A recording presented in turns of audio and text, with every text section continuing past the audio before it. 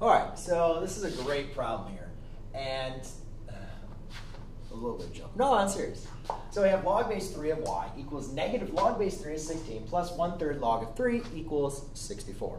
So this problem is going to have us use a lot of different properties of exponents, of logarithms, to be able to solve. So the main important thing when looking at a problem with multiple logarithms, we want to be able to see how can we use the properties of logarithms to simplify this down to an equation where we can either rewrite it in exponential form or use the equality of logarithms to eliminate the actual logarithm and just set them equal to each other.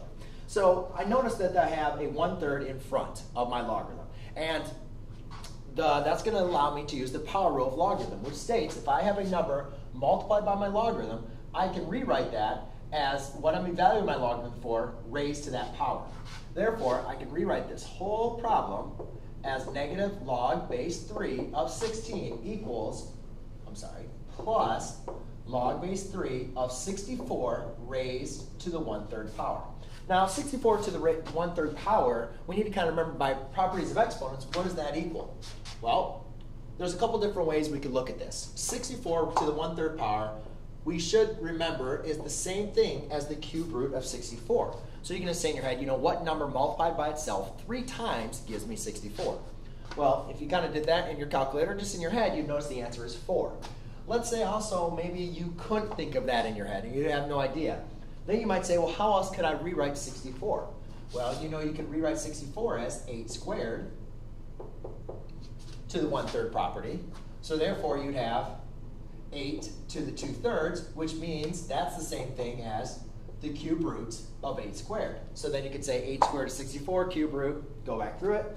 Or the last way is if you can figure out that 4 cubed is the same thing as 64, raising that to the 1/3 power, now using your power rule, you're just left with 4 to the 1st power, which is just going to equal 4. So there's a whole bunch of different ways to evaluate it, but what we'll notice is 64 to the 1/3 power equals 4.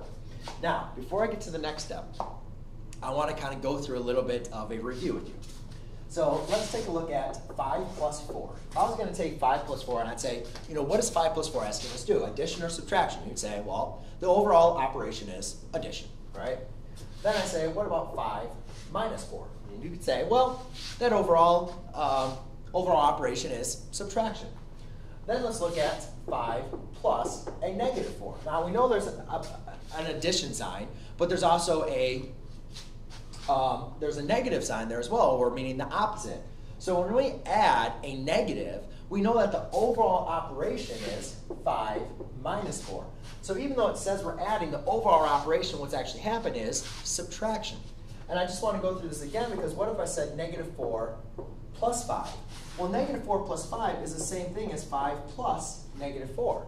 So if I say negative logarithm base 3 of 16 plus log base 5 of 64 to the 1/3, we know that that is equivalent to log base 5. I'm going to rewrite this now as 4 minus log base 3 of 16. And the reason why I'm going through this is because it's very, very important for you to understand that this is an overall, the overall operation on this side of the equation is subtraction.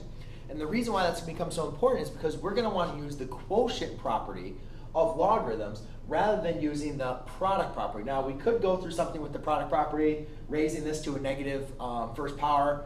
I'm not going to go through that for this video. Let's just, if I rewrote it, now I can use the quotient property. So I see I have 3 logarithms. By applying the quotient property, what that allows us to do is that's a 3. Okay. By using the quotient property, what that allows us to do is combine the subtraction of 2 logarithms with the exact same base as one single logarithm at the same base of 4, which 4 divided by 16 now equals log base 3 of y. Now, why is it so important to be able to condense this down to one logarithm? Well, now you can see we have an equation with one logarithm equal to the next logarithm. So therefore, since they have the exact same base, we know that what we're evaluating each logarithm for has to be equivalent to each other. So we could say y equals 4 over 16, which reduces down to 1/4. So our final answer in this problem is going to be y equals 1/4. There you go. Thanks.